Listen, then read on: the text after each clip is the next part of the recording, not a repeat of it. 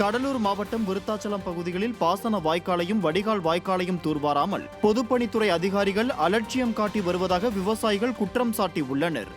மேமாத்தூர் அணைக்கட்டில் இருந்து வரக்கூடிய பாசன நீர் பல்வேறு கிராமங்களில் உள்ள ஏரிக்கு நேரடியாக செல்வதால் வாய்க்காலை மட்டுமில்லாமல் ஏரிகளையும் தூர்வார வேண்டும் என விவசாயிகள் கோரிக்கை வைத்துள்ளனர்.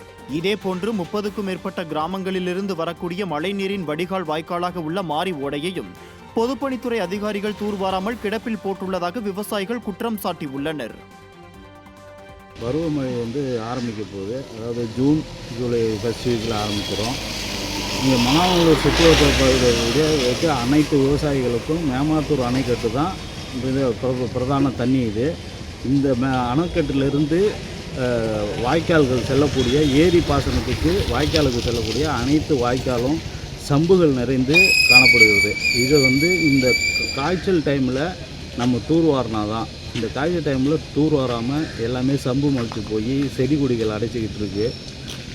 இந்த அரசாங்கம் இந்த சம்பு, இந்த வாய்க்கால், மேட்டு வாய்க்கால், கிளை வாய்க்கால்கள் இதெல்லாம் தூர்வாரினா தான் அந்தந்த ஏரிகளுக்கு போகக்கூடிய தண்ணி ஏரிகளுக்கு போகும்.